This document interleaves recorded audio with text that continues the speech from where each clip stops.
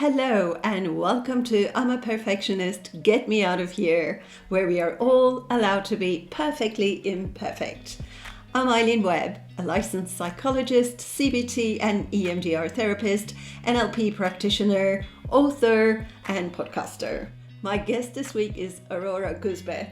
She's a time management expert, so it will be a very interesting conversation. Hello, Aurora. Hello and welcome. Hi, Eileen. Thank you for inviting me to your podcast. I'm really excited about this. Yes, so we are talking about I'm a perfectionist, get me out of here. Oh, yes. So it's all about exploring perfectionism because it's usually packed in a very posh word, perfectionism. Why don't we explore what perfectionism is for you? I understand that it's had something to do with your computer science background. So why don't we just have a look at how perfectionism affected you, how it started, when did you start noticing? Well, actually, it started way back before I did the computer science studies. When I was in the first grade, we had this worksheet. There is a one line as an example printed, and you have to make lines with your pencil. Yes, I And remember. you remember that? But do you remember that those lines were printed and actually that was a rectangle which is filled, Yes, I like it's remember not they were just a so line. perfect. Yeah. Yeah, it's not just a line. It's like really a rectangle which has to be filled. So I was sitting, my mom was working, my father's working. I was like a keychain child, I would come home from school at 1 p.m. and at 7 p.m. when my mom came back, I was still sitting thinking about how can I make it more effective that my lines will look exactly like these little rectangles. And then my mom was like, just make lines. I'm like, but it's not the same. I have to be like exactly like the same. So actually, I almost had to repeat the first grade. I mean, can you imagine a first grader to repeat the class? Yeah. Because I was so perfectionist. And the other thing was we've had this Play-Doh, to work at school, Yeah. and so we go to school. My mom brings me to school on that day, and I see this dog. These dogs which are all hair, and you don't even know where the front and back is. It's like all hair. I don't know the type of the dog, but anyway, we get to the school, and then the teacher says, "Okay, take out your Play-Doh. Today we will learn how to make a dog." And I was thinking, no way I can do all those hairs with a Play-Doh. Thinking in all the details and Yes. So I said, I don't have my Play-Doh with me. Of course, it was a big thing. And then my mom was like, what was the problem? And I said, I cannot do a dog. She's like, oh, this is how you do it. And she did a very simple dog, right? Play-Doh. And I'm like, but it doesn't have hair. For me, I had to be, and this was my beginning of perfectionism. And that one went through my whole school time and studies, and everything has to be either perfect or never done. so it's a black And and white, either that you are convinced that it's perfect. yes, Yeah. Because it's an opinion. Perfect is an opinion as well. but I mean, nobody instilled it in me, nobody expected from me Yeah. this perfection, but it was just like in me. I think I was born with it. It was really very I mean, annoying for many people. I was an annoying person. If it's not perfect, then it's not done. Tell me a bit more about that. How was that? What was it annoying for your parents, and then later perhaps for your Yes. I uh mean, my parents would bring in classmates? half of the neighborhood to fight with me over schoolwork because I was like, no, it is like this, and my mom was like, no, it's not like that. You can you can do it. Just do it, don't expect to be perfect from the first moment. Just do it. Yeah. And it was, I remember those, it was like ingrained in me, all this. They were like, I felt like they're canceling me. I felt like they don't take notice of me, how I want to have it done, like So they don't help me in my endeavor to become perfect. They just like, no, you don't do it this way, you do it this way, and it's good enough.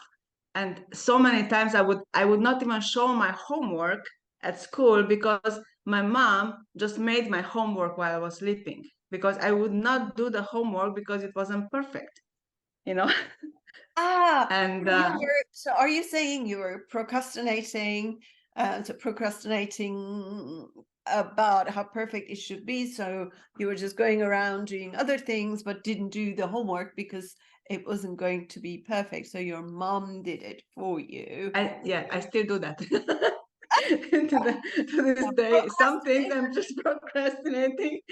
I have so many other things to do. Like my list is so long. Yeah, including all the housework, all the boring stuff, Oh, yes, but the yes, most important stuff. Yeah, everything.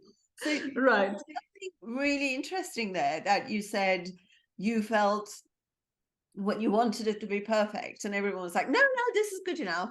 It sounded to me that you felt like you were being dismissed. That Yes, definitely. yeah, that what mattered to you was just dismissed by other people. How did that feel for you? It was horrible. As I said, I rather accepted to have a bad grade than to show my homework, which was written by my mom. Mm. Because my mom was like, let's just do it, finish it and do it. Like first grader don't sit 6 hours to do homework, and they didn't even started it. It's like, just Yeah, do it. And I did not understand. I just did. I don't know. It just I don't know where it's coming from. My father, maybe because my father was he was a shoemaker, and he had to make shoes for people who were needed some special shoes, and has to have to be perfect. And they had to be. I mean, even if in 1 millimeter, yeah, even if 1 millimeter was off, it would hurt the foot of that person. So that had to be perfect. And maybe I watched him do it, and always be so exact. And I don't know. It just intrinsically it was in me, having the perfect. At the university, the same. I had the program. I had to do some programs, the programming, and the project was not really perfect. And I actually I told the teacher, I'm not done with the project. It was done, but it was not like I wanted to have it done. isn't perfect. And yes, so I would rather have a bad grade or repeat the exam than to not have it perfect, Mm. you know. Mm. But interestingly, the grades, I didn't care about the grades. I did not have like the best grades all my life. Mhm. I didn't care about what the teachers are giving me for grades. It has to be from my perspective perfect. It's really interesting that you Yes, there are so many forms and shapes of perfectionism, and well, I had guests who always had to have the best grades, and be always at the top. And what you're saying is that for you, it was your perception, your opinion of what you're delivering had to be perfect, that you had to be exactly. satisfied with it, but it didn't matter what the teacher thought of it, as long as I you don't know. as long as you were happy with it. Yes, That's yes, exactly. It was amazing. And yes, I mean, there are of course genes involved in a lot of the things definitely, are, yes, as well as nurture and nature. So nurture could be, as you say, a part of it. And what we focus on, we also have our energy flowing towards as well. So if Yes. you at once started focusing perhaps on being satisfied with what you're doing, it easily becomes a habit, especially at that age, doesn't it? Because Yes, definitely, that's definitely. when But you're making the yes, level of neural connections. yes, definitely. Even like in my relationships, if I had a boyfriend, it wasn't feeling perfect, and I would just drop it. I would not continue. If I would basically with everything in my life, it had to be here. It's like this check, like, okay, this is perfect. This happening it's just perfect. Like this podcast. I decided I'm trying to I'm working on I'm creating my marketing system, how to sell my programs, my coachings, my book, and I was trying this and that and the other one, and then I went to this Global Women's Summit, and I realized I can the best way for me, which is feels perfect for me, is to talk. And what a better way to talk than to go on podcasts, right? Yes, So yes, and it's like, and then it's like you write in the group, I have a podcast about perfection. I'm like, what can be more perfect? So yes. that's why yes, I immediately said yes. In this So podcast, it's yeah. yeah, so it is in me something which I had a lot of trauma and coachings and therapies, and one therapist told me, like, you have such a great intuition, why do you step over it? Because I would step over it for the sake of others, or for the sake of not getting hurt, because as a child I was actually even beaten because I was so like, this has to be my way or no way. So it was really like a compromise, Hmm. and every time I compromised, it did not go out. The result was not perfect. It was not like, it was not good for me. I suffered. I had to for example, I married somebody which I felt this is not the one, but I did it because of circumstances of my mom and all this manipulation maybe, and it didn't go well. We didn't have a marriage, you know. And then I met, of course, we divorced, and it was ugly. And then I met somebody which I knew, this is perfect. I Hmm. had a perfect marriage. It Hmm. was, I mean, I cannot see anything wrong with that marriage. Unfortunately, he died, but the Oh, time which we had together, it was so beautiful. It was perfect. So I yeah. have this thing in me which, for what it tells me what is perfect for me. Yes, so what's right for you. And Exactly. and you mentioned that you also felt it quite a lot with your work as a computer scientist. Is that right? Yes, I was programming databases. Yeah. And Yes. how was that for you? How did it affect you, both positively and negatively? Well, I love to create. I love languages. So computer languages are also languages. I Mhm. love to create something. I love to build something from scratch, which is like to build something which was never there before. I just love the process of doing something. Like with this book also, when I had this idea, I wrote it and I published it. It was like this book never existed before I wrote it, Yes, right? your time matter.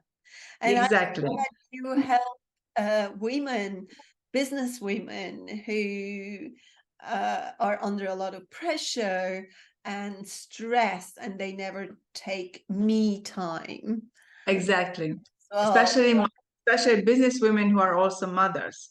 And this is also going from my I when I took my first day off, like, which is only me and is my day off. After that, I realized in 45 years I did not do that at all. Never. I never took For me, I remember my friends were going out to the beach or something, hiking, and I was looking out the window because I still had to do some things at home. I Yeah. had to finish. I had to be. It had to be perfect at home before I go anywhere. Yes, and there's always something, isn't I there? did not understand. I mean, people were going on vacation. My parents would took me on vacation, and they would stay 3 weeks, and I would always find something to do, either to go to the library and read books, or do some. When I was older, I was doing pro bono work in different places. I would sell things. I would help out here. I always, for me, was always I have to do something, Hmm. take a break. This is not, it was not, but it came like your body can take so much, That's right. and then it, If you're not listening to your body, it will make you. yes, and Yes. it came to me because I was very sick. I felt very overwhelmed, and I was just like, how can I do this? And Mm. then it was just this voice in my head. Did have you thought about Shabbat? I'm like, Shabbat? I mean, that's like in the Bible, God said, Right. and this is one of the 10 commandments. It's not like something which, okay, you maybe should do it sometimes. It's a commandment. It's like you have to do it. This is one of the things which is a must. And I'm Important. like, okay. So I just took the Bible. I'm like, what is this about? And I read, okay, Friday sunset until Saturday sunset. So I told my husband, okay, from sunset today until tomorrow sunset, nobody talks to me. I will be I will be at home. I stayed at home. I didn't go anywhere. But I went to the bedroom because my only thought was I need to sleep. I slept 24 hours through. I was so exhausted. My body was so Yeah. done, because I mean, I did have breaks. That's true. I did have breaks, but only when I got sick. I got really sick. For example, I would be in bed for 1 month, because my body fought for it. But other than that, I never took a break. Sometimes, even when I was sick, I Yeah. was doing things, you know. So what you're saying is that you really drove yourself to the exhaustion, to the level of Yes. exhaustion, to make the things perfectly as you perceive it. Yes, exactly. I mean, every time I got sick, I would say, "Oh, God wants me to have a break." That was my my sentence. But Yeah. it never occurred to me. I never thought of having a planned break once a week. You know. And are you, so you're doing that now? Yes, You also mention, your lifetime is only enough for what matters most. exactly. Yes. So still, even when we are financially free, it's still producing, it's still giving, isn't it? It's still helping. Yes, because I had this epiphany when the pandemic hit, like for about more than 20 years in the late 90s. I had this kind of like tug at my heart that I should write books. Mhm. But of course, I was busy with so many things, and my mantra was, but first I do this, first I finish this, first, you know Yeah. I'm not there yet. I don't. And I was the books were coming to me. I was right. I have so many notes. If I would want to, I could publish one book every month. you know Lovely. so Yeah, it's like, and then when the pandemic came, I thought, maybe good time. maybe I should start to do what matters most, Yeah. for me, which is writing books. But of course, I knew that people don't read books anymore. My daughter doesn't read books. She hears Audible. She's watching movies. So I thought it has to be something also with communication, with podcasts, or maybe have a course. So I started training for being a coach, Hmm. because I thought it has to be connected. And the coach part is, it's always like, it's not perfect, so I'm not doing it. It's so funny. There you go. But the book part, the You're book back. part, Yeah. and also with the marketing, I'm like, no, it's not like as I want to do it. But now I find this, I think I will be going, this I find much more perfect for me, writing articles in the newspapers and blog posts, podcasts, because it just fits me, and I think this is the thing. I was always looking for something that fits me, who I am, and that is the perfect part. And if that thing which people were telling me to do, it doesn't fit me, I just don't do it. That's really interesting, isn't it? Because you said that you were even beaten up as a child, when they were like, "No, this is good enough," and you're like, "No, I want it my way." Um, Yes. but, you mentioned your daughter earlier, and I was thinking about asking you actually, how are other people around you, do you think, are affected by your perfectionism, by you just Well, not giving in that good enough is good enough and it has to be your way? And because again, I'm wondering, how do you know? How do you know what makes it perfect for you? I can't tell. It's just in there. It's this check. I have this here, like a little button, like when it's turned on red, I should not do it. Does it always I serve I you? just Is it always is it always a good thing, or are there, usually when I override that, it's a bad thing. It's a very bad thing. so there is I a remember belief about it as well. there is something, I think there is something which is also like spiritual, supernatural, like the universe is telling me, whatever you want to do here, this is a no-go for you. That's not the road for you, you Okay. know. So how about, you also mentioned that you burned out a couple of, you experienced burnout a few times, exhaustion and so on. Did that have anything to do with you trying to do everything perfectly? I don't know, it was more like me trying to do everything, Too many you things. know.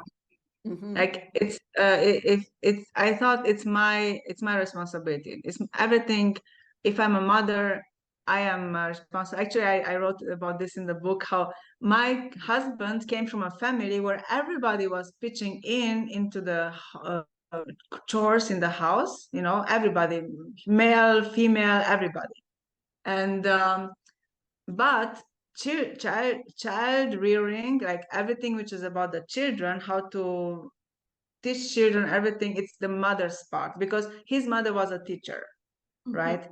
So the father did not get involved in education of the children, just the mom. Hmm. In my family, every time which we had to do something in the house, my father would disappear. No father, no male person is working in the house doing dishes or cooking or anything, nothing, only the women.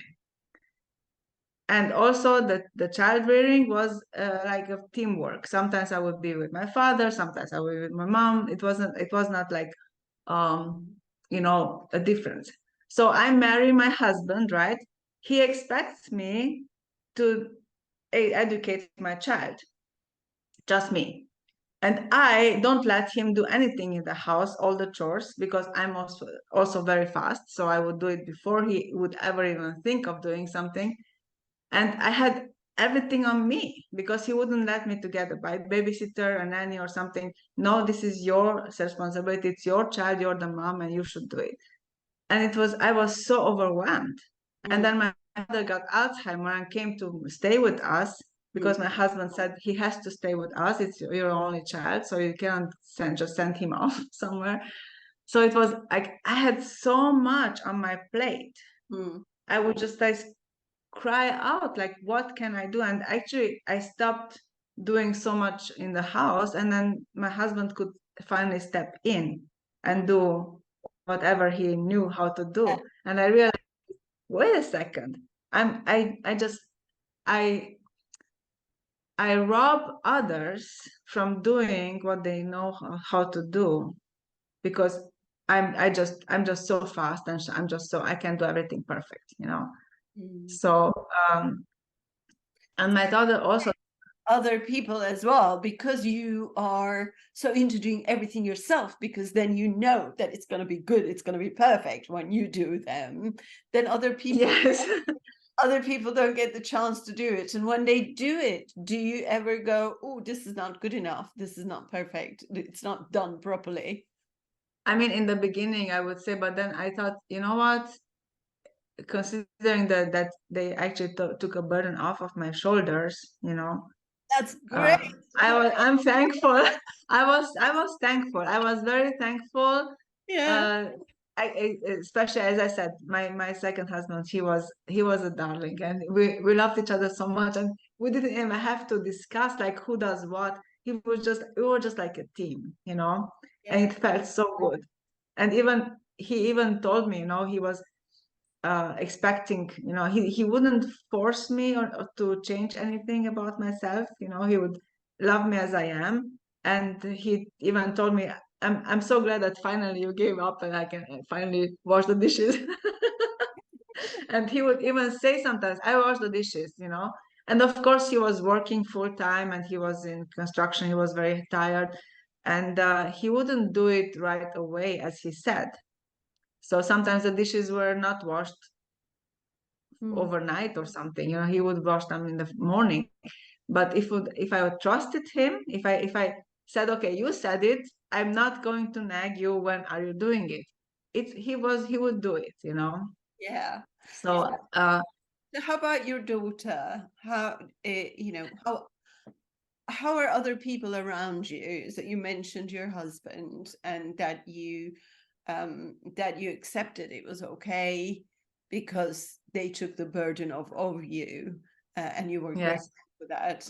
Because there's also, you know, there's also that part, sometimes people, they just won't let other people do because it's just not good enough, other people can't do it as good as I know. I don't want other I people know. to do it because it's too confusing. So how did other people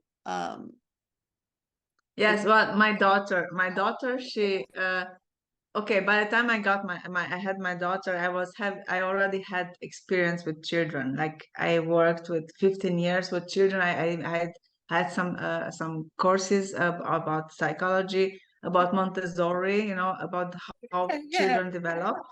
So yeah, I actually I did not, I chose to accompany her in her development, not force her to do something which I thought should be done. So mhm, when she said, I want to help, I want to clean the floor, you know, and she was like 3, 4 years old, I would not expect from her to be perfect, of course. mhm, It was just the gesture to that, okay, we take care of our house and we clean the floor, you know. And it's like it's a practice, you know. First time it's, you know. But well, I did one thing, I never, at least not in front of her, I never redid the floor like the uh, way she did. That was okay, you yeah, know, that's because good. So that she doesn't feel what she did is not enough and it's not good. yes, it was perfect because it was perfect for her at 3 years old or 4 years old. Yes. And I knew if I encourage her, then she will do it more. Uh, this is also because of my childhood. Like my mom, she would put me to clean the floor, and then she would check and she said, "Ha ha ha!" And you forgot that, and you're not doing it right. I was just like 7 or 8 years old, you know, Oh, and of course you can't do it oh, right. you Can't said to be me, perfect. I'm not sure why I have perfectionism because no one expected it. But Yes, I mean that was when that was later. I mean the thing, first grade was even like earlier. I don't know. So anyway, but my father, I remember my mom. She said she takes a break she just took a vacation just by herself, and she left me and my father at home for 2 weeks. And she said, "You cook for your father." And I was 12. And she gave me a recipe, which I would never give the recipe for somebody who is just starting cooking. It's such a complicated recipe. Very, very, you have to be really good in cooking to be able to do it right. So first time I do this soup, it's actually so thick you can eat it with a fork, right? But my mom said, you have to do this soup because this is the favorite soup of your father. I'm like, okay, I'll do it. So it just, it was busted. I mean, I knew it is busted. Like, this cannot be something which my father would eat. And he came home from work, and bless his soul, he ate 2 portions. And he was like, "This is such a great soup. This is my best soup I ever ate." And I thought, this is so bullshit. It's like not true, you know. But he encouraged me so much. And because of this, I love cooking. And through that experience, because for 2 weeks, I said, you know what? I will do it again and again and again until I know it how to do it, you know. And for 2 weeks, he ate only that soup because I did it every single day. Amazing dad. That was the only thing I could do. It was nothing else, you know. And of course, I was doing fries, you know, and Yes. other things. But this soup, you know, for soup, it was only this. And after 2 weeks, I knew it, I nailed it. And I knew perfection is coming also from a lot of repetition. Not just if it doesn't fit first time, then you just do it again and again and again. And that was my first lesson from not expecting it to be perfect first time, you know? Yes. Because before, I guess yes, that, I guess that with in terms of doing it over and over and over again is progress rather than perfect. So yes, so I guess we can say practice makes progress. yes, Then perhaps perfect, because does perfect exist? And also it's often a feeling, oh, now it's perfect, which may be for you and maybe not for somebody else, because it's a matter of opinion. exactly, And yes, also, there is there is a tipping point, isn't there? You do it over and over and over again, and then you do it lovely. It's nice. It tastes nice. However, there's also, for example, if you're doing a homework, or if you're doing a report at work, or if you're even writing an email. I know some clients who writes an email and then they write it again and they write it again and they correct it and write it again, and they have just spent 2 hours or 3 hours more on writing this email to make sure it's perfect before they could actually send it. So there is a tip yes, but of progress and trying the perfect with losing a lot of time. And it's right, and your book your book is about make your time matter as well. exactly. Like, you have to think, there is also this 80-20, you know, this Pareto principle. And Yeah. I learned in a coaching, you know, actually the coach demonstrated me this thing, that in 20% of the time you finish that email, Yeah. and use another you use 4 times more time, like in 20% of time you finish the email to be at 80%. For the Yeah. rest of the 20%, you need 80% of the time. So Yeah. it's like, it's waste of time to do that. And Yes. I remember I am in Austria. I had everything in German, and I learned German as an adult, so I wasn't perfect. I would give my text to be corrected by German speaking people, and still, when I sent the email back, somebody from my email list would write me back, "There's a grammar mistake there. The comma is not right." And I was like, "Really?" it's coming back to me, my karma. My perfection karma is coming back to me or what? But every single time somebody would correct me. Even after 30 years of Austria, I would have people tell me, you don't know how to speak German. You don't know German. And I'm like, I cannot, I'm a perfection at German, you know. Well, I am, and it's like, here people come and you don't know German. I'm thinking, you are also like zero or everything. Like, I have 99% I know German, that's right, and you're able to express your thoughts and what you want, and I think Yes, that's important because I can recognize this. I speak Danish.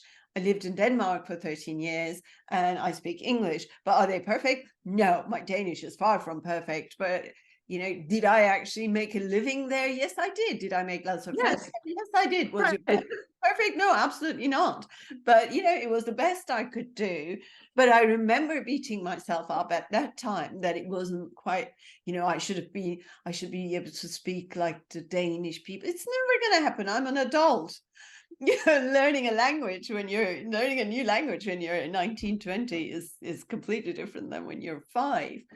But we just going back to when we talked about procrastination, because I can hear that you feel there are some really positive outcomes of your perfectionism. The feeling, how you feel that's Yes. perfect. And we also have talked about some negative effects that it had on you. For example, with procrastinating, or with all or nothing thinking. It's either black or white, it's either perfect or it's crap, no good at all. So how do you find yourself now with, for example, procrastinating, now that you also have written a book and explored yourself further, becoming a coach? How did you learn to deal with it and overcome what's not serving you over the years? Well, first of all, I did a lot of personal development coaching, and I have my favorite coach is also always telling me better done than perfect. So I have written, I have posters, better done than perfect. Like, let's do it. And I even say, let's do it with 80%, and let's see how that looks. And actually, it looks quite well. My 80% looks quite well. Um, And I just say, okay, the 80% is perfect. And then this helps me to go over. And he also told me a story about a teacher at university. It was like some art teacher, and he divided the class in two, and he said to the one half of them, you have to do the very same piece of art 100 times within this semester.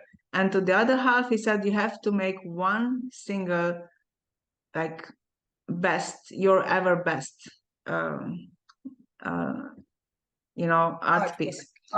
And at the end of the semester, those who had to make 100 pieces, they came up with something so perfect.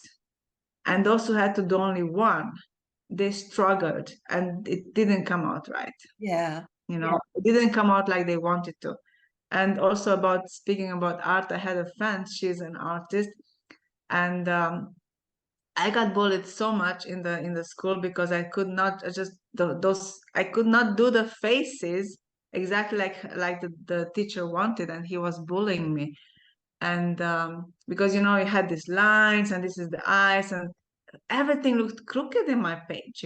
It's like it was so crooked. And it's just that I was bullied, and I said, I just don't want to draw. And this art teacher, we were teaching the children together, and she said one day, she said, you do the drawings for next time.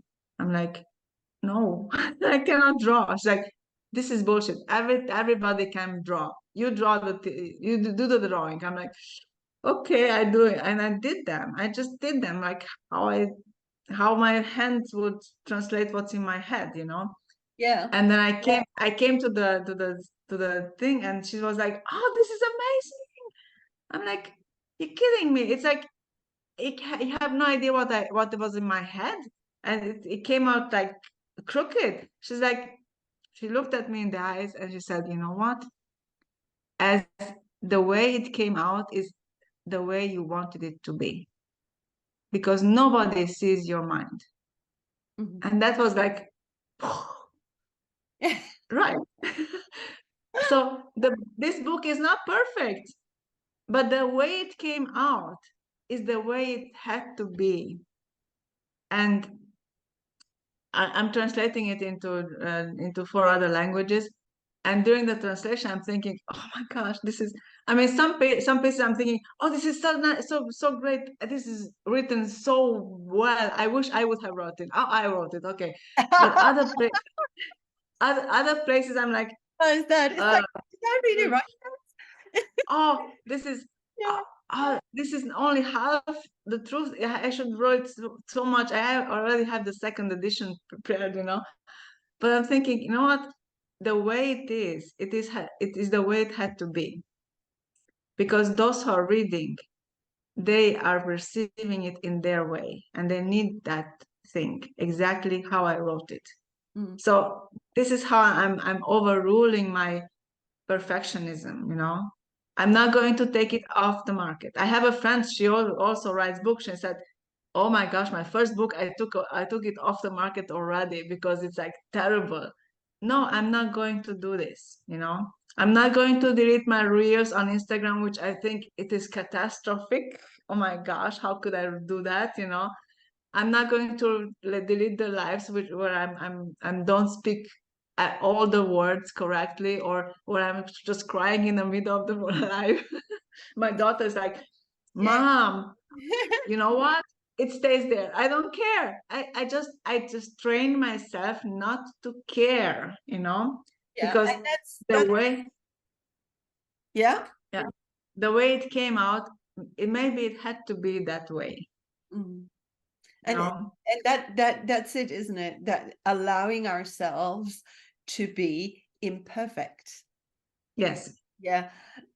Perfectly imperfect, because we are all perfectly imperfect. We are all You know the song, you know, like I love you, all your curves and all your edges, all your perfect imperfections, yes, you know. that's right.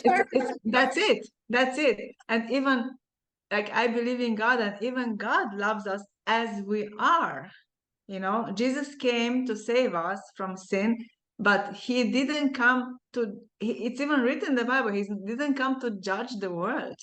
He came to save us. He didn't come to point the fingers. You Mm. know, he told the people who wanted to kill a woman because she was in sin, she said, well, the one who never made a mistake should throw the first uh, stone. And they were going to stone her. No one So, but I mean, the one who never had a mistake, that was actually himself, because God is, it's holy, that never makes a mistake. And he didn't. no, no, So everybody else just like, okay, this is another league, you know.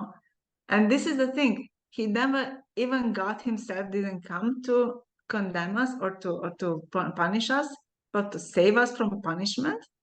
So, and we are beating ourselves up. We are criticizing ourselves, criticizing others. imperfect action is better than perfect inaction. So it's better done. That's Than, good. But I yeah, like it. Say it again. Perfect action, no, imperfect perfect action action is is better than perfect inaction. inaction. Yeah. Exactly. Because when you do something, and this is my thing is also, for example, social media does such a huge damage, because people are posting when they're on their highest place, on their best place. Like even I am doing, when I'm doing a reel and it's not a live, you know, I am this is how I start. I'm like, oh, I have to do a reel. Okay. And I stopped, and it's like, oh my gosh, this is so hilarious. I deleted because it's like, it's not, I said something wrong or something. And you And know, then yeah. it cracks me up. I'm just laughing my head off, and by the third time I'm doing it, I'm this joyful, high energy person, but I started so low, but it just like, I've made myself laugh because I was doing so many mistakes, you know. Yeah.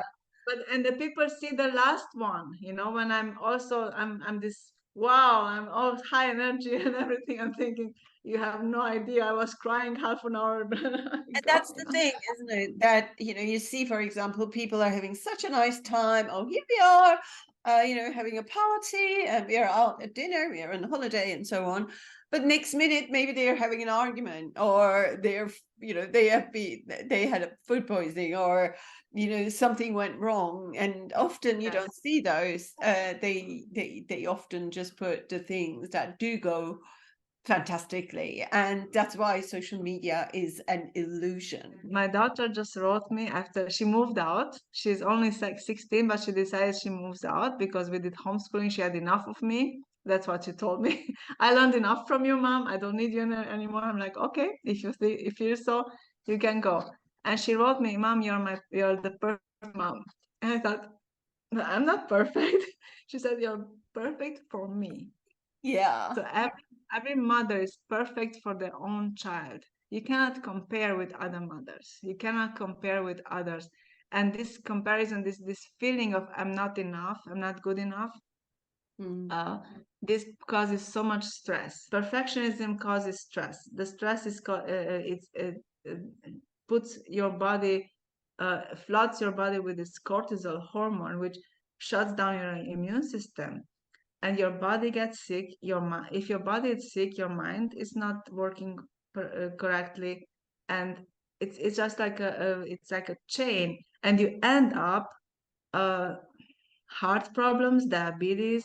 Think, if you are perfectionist and you think this is a good thing, think it to the end. Like, Yeah. what does this cause? So if you have a family, if you have children at work, your colleagues, it can also have negative effects, because stress and anxiety that comes up, Yes. prolonged stress, is of course very unhealthy for you, like you also said Yes, it earlier. has a lot of ripple effects, and I can't. I mean, I didn't even put them together myself. I mean, just now I realized that yes, my relationships were also very affected by it. You mentioned, for example, moms earlier, and the guilt, and as not being, never feeling good enough as a mom, because you constantly expect yourself to perform to really high standards as a mom. And I had a lot of clients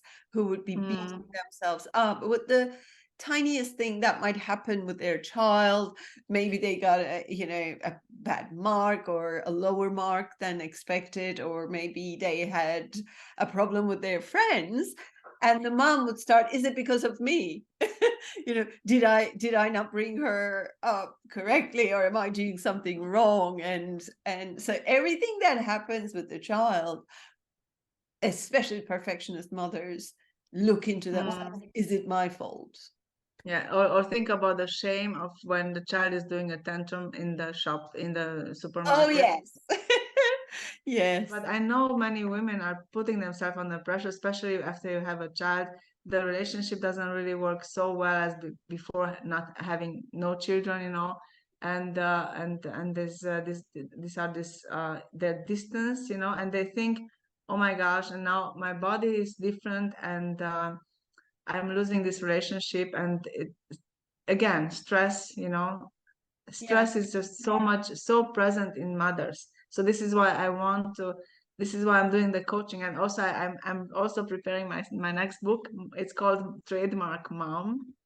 Thank you so much for joining us Welcome. today, and all the tips that you were giving our audience. I'm sure, especially with working moms who are feeling under a lot of stress, and we know that there are many working mums out there that are feeling the stress and the anxiety as well.